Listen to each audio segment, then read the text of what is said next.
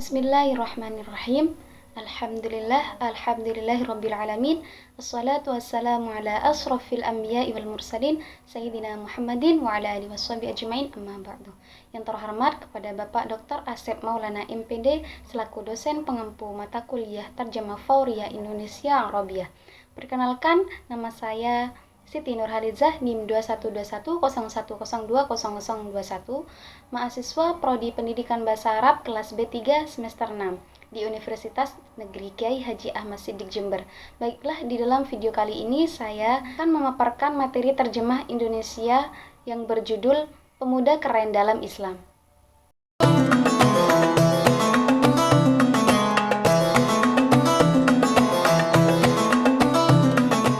Bismillahirrahmanirrahim. Assalamualaikum warahmatullahi wabarakatuh.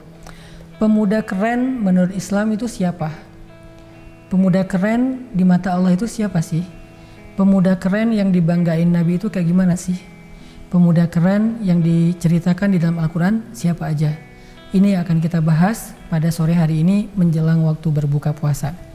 Teman-teman yang dirahmati Allah Subhanahu wa taala, dalam sebuah hadis Nabi pernah menyampaikan tentang 7 golongan manusia yang akan mendapatkan naungan Allah di padang mahsyar pada hari ketika tidak ada naungan kecuali naungan Allah. Dan kita tahu padang mahsyar itu adalah sebuah tempat yang sangat luas, bahkan tidak ada lembah, gak ada gunung, datar banget, gak ada pohon, sedangkan matahari jaraknya sangat dekat di atas kepala kita, sehingga ada orang yang bahkan tenggelam dalam keringatnya sendiri saking semua orang kepanasan. Dan waktu itu kita akan berjalan tanpa memakai sehelai kain pun, tanpa memakai alas kaki apapun. Kita berjalan di bawah matahari yang sangat panas menuju ke tempat hisab dengan perjalanan yang sangat jauh dan sangat lama. Bisa jadi seseorang berjalan kaki selama 1000 tahun, itu paling cepat. Ada yang berjalan 10.000 tahun, 50.000 tahun, dan lebih daripada itu. Ratusan ribu tahun berjalan kaki dan itu belum dihisab, teman-teman. Marhaban, bismillahirrahmanirrahim. Assalamualaikum warahmatullahi wabarakatuh. Asyabab ra'i'una hasbul islam minhum, asyabab ra'i'una fi nadurillahi minhum, asyabab ra'i'una alladhina yaftakhiru bihim annabi kaifa yakununa, asyabab ra'i'una almadhkuruna fil qur'ani minhum. سنناقش هذا الموضوع في هذا المساء قبيل وقت الإفطار أيها الأصدقاء الذين يرحمهم الله سبحانه وتعالى. في حديث نبوي قال النبي صلى الله عليه وسلم عن 7 أصناف من الناس الذين سيحصلون على ظل الله في يوم القيامة يوم لا ظل إلا ظل الله. ونحن نعلم أن أرض المحشر مكان واسع جدا ليس فيه وديان ولا جبال مسطع جدا ولا يوجد أشجار في حين تكون الشمس قريبة جدا فوق رؤوسنا لدرجة أو بعض الناس سيغررون في غرقهم من شدة الحرارة، وفي ذلك الوقت سنمشي بدون أن نرتدي قطعة قميص واحدة وبدون خداع نسير تحت الشمس الحارقة. نحن مكان الحساب في رحلة طويلة جدا وقد تستمر 1000 سنة. قد يمشي شخص لمدة سنة على الأقل، وهناك من يمشي على 6 وأكثر من ذلك 100,000 من سنة مشيا، وهذا لم نصل بعد إلى الحساب أيها الأصدقاء. Lalu di antara kondisi manusia yang sangat-sangat sulit dan susah waktu itu, ketika semuanya sibuk sendiri-sendiri, tidak ada yang peduli, gak ada yang nolongin kita. Likulli mri'in minhum yawma idzin sya'nun yughnih. Pada hari itu semua orang sibuk sendiri-sendiri. Ada 7 golongan hamba Allah yang akan mendapatkan keistimewaan dari Allah, dapat naungan Allah. Dia gak akan kepanasan seperti yang lain.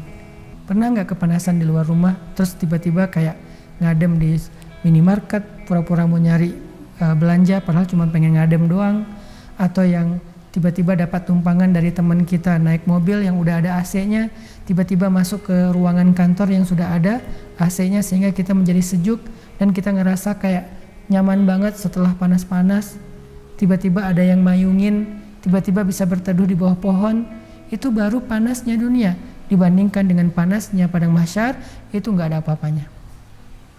ثم في ظل الظروف الصعبة للغاية التي يمر بها الناس في ذلك الوقت عندما يكون جميع المشغولين بأنفسهم ولا أحد يهتم ولا أحد يساعدنا كما قال الله تعالى لكل امرئ منهم يومئذ شأن يغنيه في ذلك اليوم كل الناس مشغولون بأنفسهم هناك 7 فئة من عبادة الله الذين سيحصلون على امتياز من الله يحصلون على ظل الله ولا يشعر بالحرارة كما يشعر الآخرون الشديدة هل جربت يوما أن تشعر بالحرارة خارج المنزل ثم فجأة تدخل إلى متجر بارد مثل السوبر ماركت وتدعي أنك تبحث عن شيء لتشتريه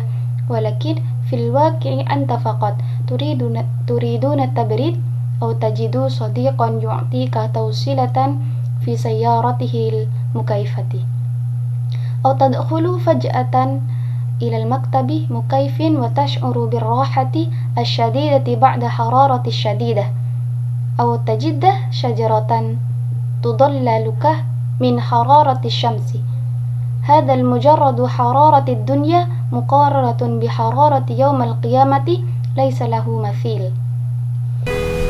Dan di padang mahsyar udah nggak ada yang mayungin kita lagi di antara manusia.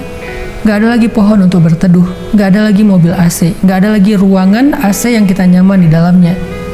Di padang mahsyar, yauma la dhilla illa dhilluh, nggak ada naungan kecuali naungan Allah, dan hanya ada 7 golongan manusia hamba Allah yang mendapatkan naungan.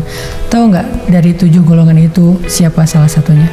Nomor 2-nya adalah syabun nasya'a fi ibadatillah, pemuda yang tumbuh dalam beribadah kepada Allah. Artinya pemuda yang tumbuh dalam ketaatan kepada Allah. Jadi kalau pertanyaan saya di awal, siapa sih pemuda keren di mata Allah? Itulah pemuda keren di mata Allah, yang tumbuh di masa mudanya, dari sejak dia balik, pas dia lagi ABG, dia lagi puber, tapi dia tetap tumbuh dalam ketaatan kepada Allah, baik laki-laki ataupun perempuan.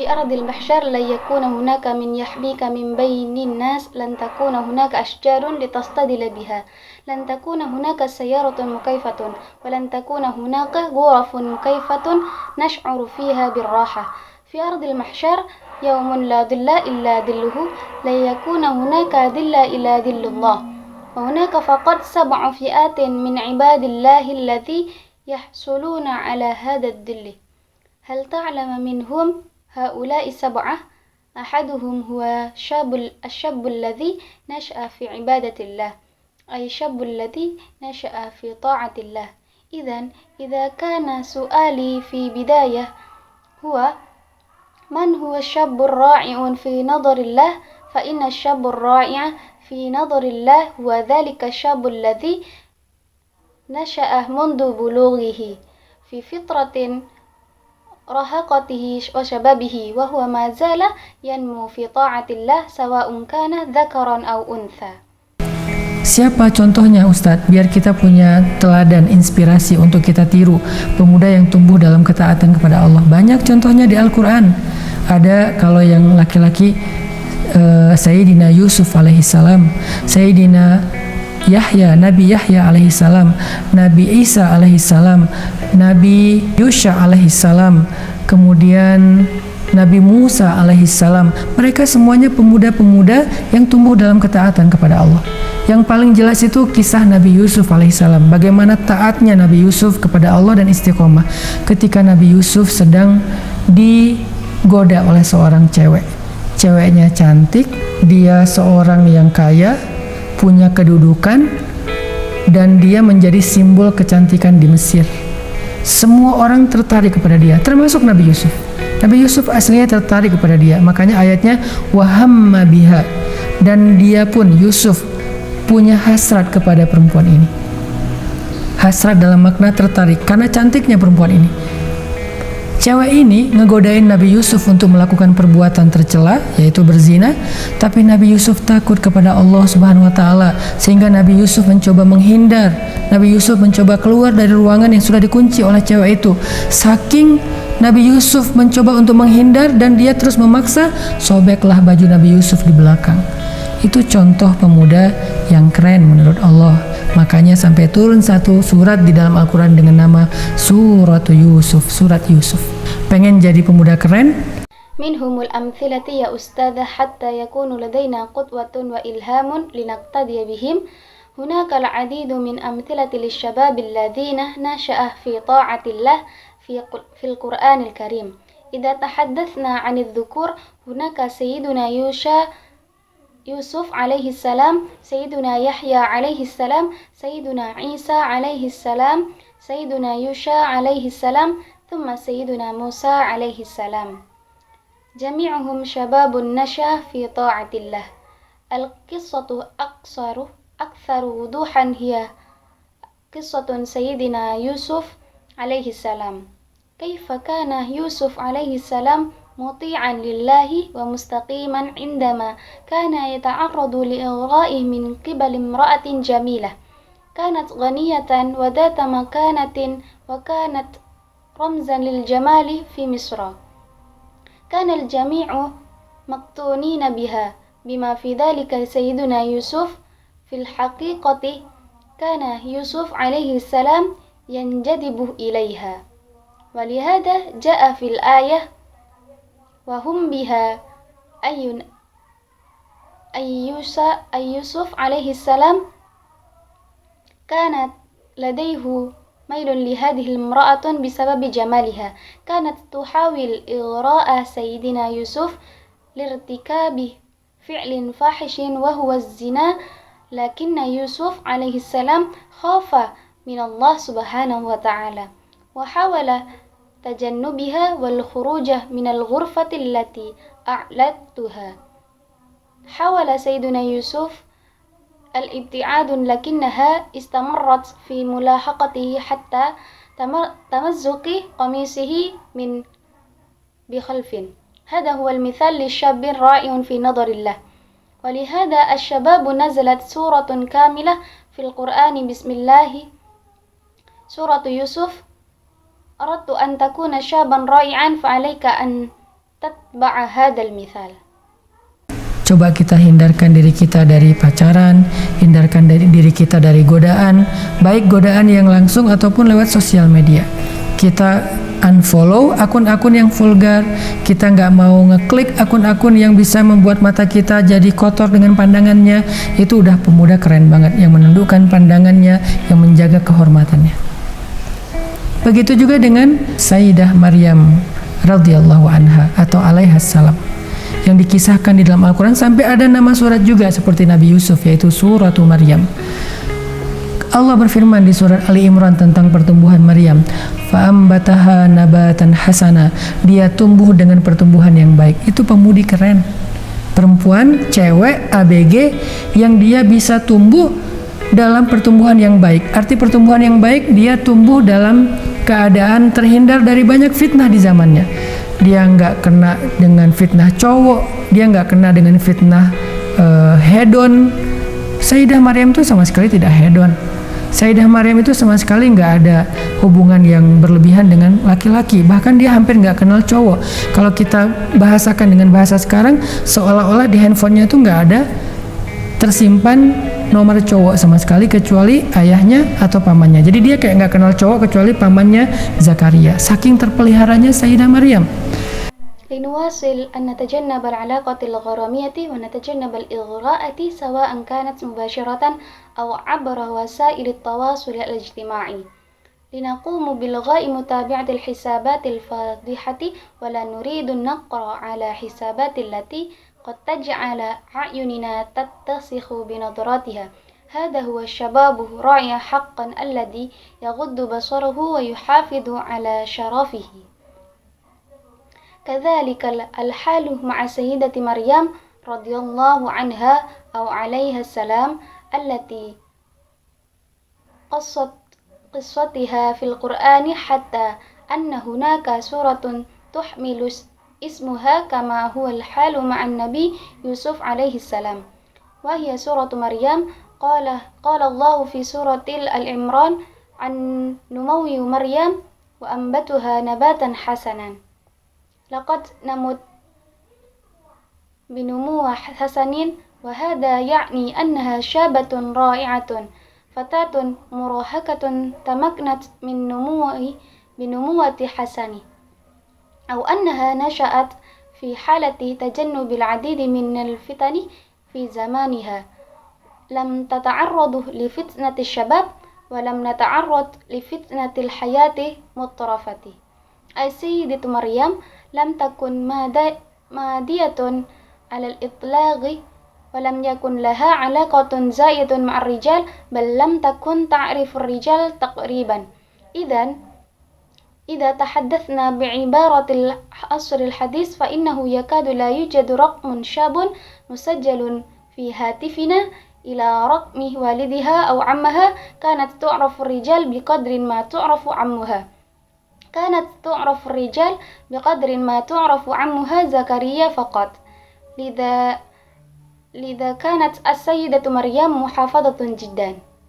Jadi siapapun yang pengen jadi pemuda keren atau pemudi keren, belajarlah dari Sayyidah Maryam yang menjaga diri, yang sampai ketika Allah tiupkan ke dalam rahimnya ruh seorang nabi yaitu Isa alaihissalam, Sayyidah Maryam merasa sangat kaget dan mengatakan, walam yamsasni basyarun walam aku baghiyya, aku nggak pernah bersentuhan dengan laki-laki, jangankan pacaran, sentuhan aja nggak pernah sentuhan. Sayyidah Maryam gak pernah disentuh laki-laki kecuali yang muhrimnya. Walam aku baghiyya, apalagi sampai pacaran, apalagi sampai berzina. Gimana caranya aku punya anak, gimana caranya aku hamil.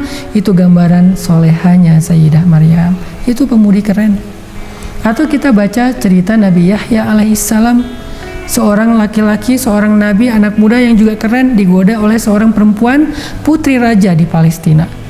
Tapi beliau terhindar dari godaan itu sampai kemudian beliau difitnah dan dibunuh. Sedang sholat, beliau dipenggal kepalanya.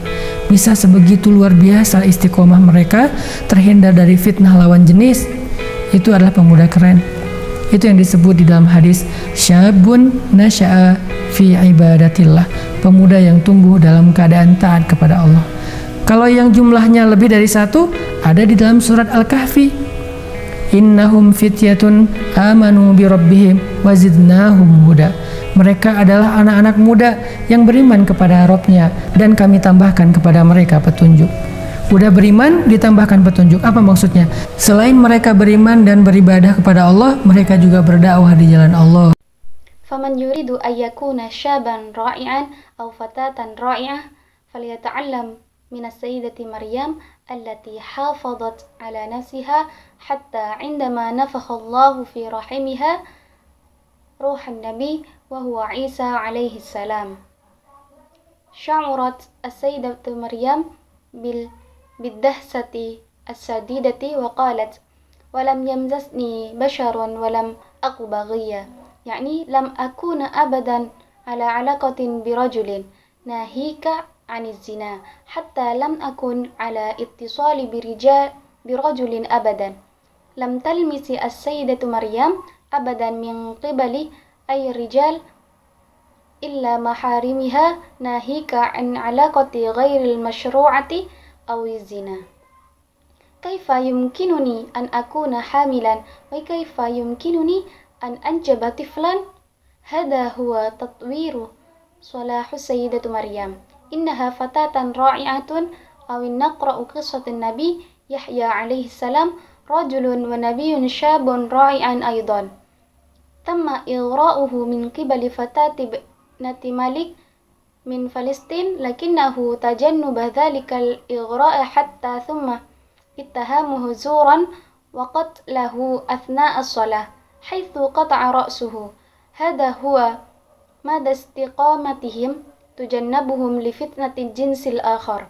هذا هو شاب رائع كما ورد في الحديث 7 يظلهم الله في ظله، ومنهم شاب نشأ في عبادة الله إذا كانوا أكثر من واحد فإن ذلك مذكور في سورة الكهف إنهم فتية آمنوا بربهم وزدناهم هدى كانوا شبابا آمنوا بربهم وزدناهم هدى ما معنى هدى بالإضافة إلى إيمانهم وعبادتهم لله كانوا يدعون إلى سبيل الله. Jadi bukan hanya beriman sendiri, tapi ngajak orang lain untuk beriman bareng dengan mereka. Sampai mereka dimusuhi oleh satu kaumnya. Dan Allah menyelamatkan mereka dengan dijadikan mereka tidur di dalam sebuah gua. Itu contoh pemuda keren. Nabi Musa alaihissalam ketika beliau pergi ke sebuah negeri asing yang disebut dengan negeri Madian. Sekarang Madian itu namanya Yordania, daerah Yordania. Nabi Musa bertemu dengan dua orang cewek yang lagi ngantri mau ngasih minuman ternak mereka. Nabi Musa tidak caper kepada cewek itu, hanya menolong mereka. Nabi Musa menolong dua perempuan ini, kemudian setelah menolong memberikan ternak kepada mereka, Nabi Musa istirahat di bawah pohon. Lalu tiba-tiba salah satu dari dua perempuan itu datang lagi mengundang Nabi Musa untuk ke rumahnya makan malam. Nabi Musa tidak bicara banyak, hanya mengikuti saja, dan akhirnya perempuan itu menjadi istri beliau. Ini pemuda keren. Jadi kalau kita mau nanya siapa pemuda keren, Nabi Musa alaihissalam, Yusuf alaihissalam, Maryam radhiyallahu anha, Ashabul Kahfi radhiyallahu anhum ajmain.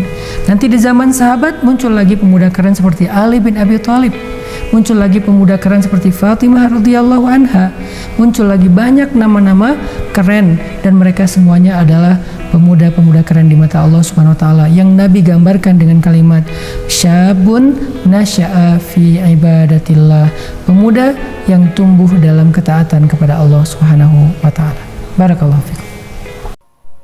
إذن ليس فقط أن يكونوا مؤمنين بأنفسهم بل يدعون الآخرين للإيمان معهم حتى يتم معادتهم من قبل قومهم والله ينقذهم بأن يجعلهم ينامون في كهف هذا هو مثل الشباب الرائعين النبي موسى عليه السلام عندما ذهب إلى بلد أجنبي يسمى مدين وهي الآن تسمى الأردن التقى بفتاتين تنتظران لتسقي مواشيهما النبي موسى لم يواحل جذب انتباه الفتيات بل ساعدهما فقط ساعد النبي موسى الفتاتين وبعد ذلك الاستراحة تحت شجرة ثم فجأة جاءت إحدى الفتاتين ودعت النبي موسى إلى بيتها لم يتحدث النبي موسى كثيرا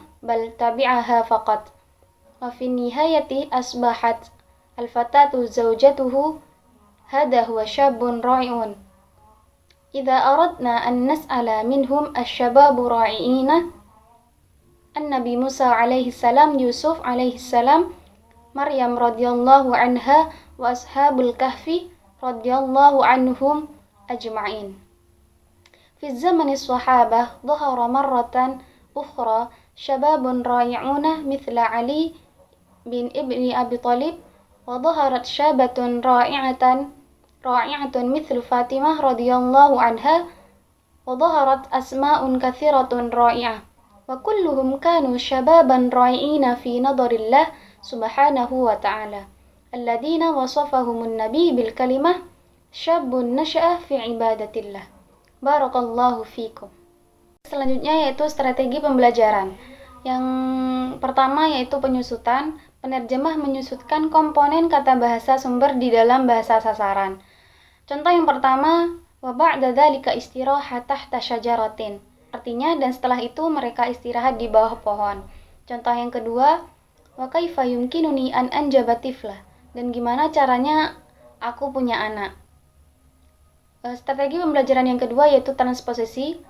Penerjemah mengubah struktur asli bahasa sumber BSU di dalam kalimat bahasa sasaran BSA untuk mencapai efek sepadan karena terdapat perbedaan struktur kedua bahasa tersebut. Hal jarrabat yawman an tush'ira bil hararati, seperti yang lain pernah enggak kepanasan? Sa'adan Nabi Musa al-fatataini. Nabi Musa menolong dua perempuan ini. Falyata'allam minas sayyidati Maryam Hafadat ala nafsiha hatta indama nafakhullahu fi rajamir ruh. Belajar dari Sayyidah Maryam yang menjaga diri yang sampai ketika Allah tiupkan ke dalam rahimnya ruh. Strategi yang ketiga yaitu pungutan murni pure borrowing. Penerjemah mengambil BSU ke BSA dengan tanpa mengubah. Contohnya lin Nabi Musa alaihi salam indama dhahaba ila baladin ajnabi yusamma Madyan wa hiya al-an tusamma al-Urdun. Nabi Musa alaihi salam ketika beliau pergi ke sebuah negeri asing yang disebut dengan negeri Madyan, sekarang Madyan itu namanya Yordania. Lan takuna hunaka sayyaratun mukaifatun, enggak ada lagi mobil AC. Strategi yang keempat yaitu Arabisasi. Penerjemah langsung memur kata dalam BSU ke dalam BSA. Contohnya, tsumma fi dhillad dzuruf as-su'ba lil ghayah.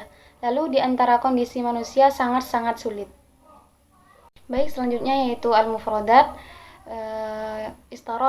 Istarihu istirahat, asyababu pemuda, jabalun gunung, sayyaratun mobil, hararatun kepanasan, annasu manusia, al-waqtu waktu, mukaifatun AC, asyajaru pohon. Dan al-mufradat yang fi'il, dhahaba yadhabu pergi, ibahatha yabahathu mencari, atayati datang, qala yaqulu sa'ada yusa'idu menolong, yatahaddatsu berbicara, ta'allama yata'allamu. Syukran.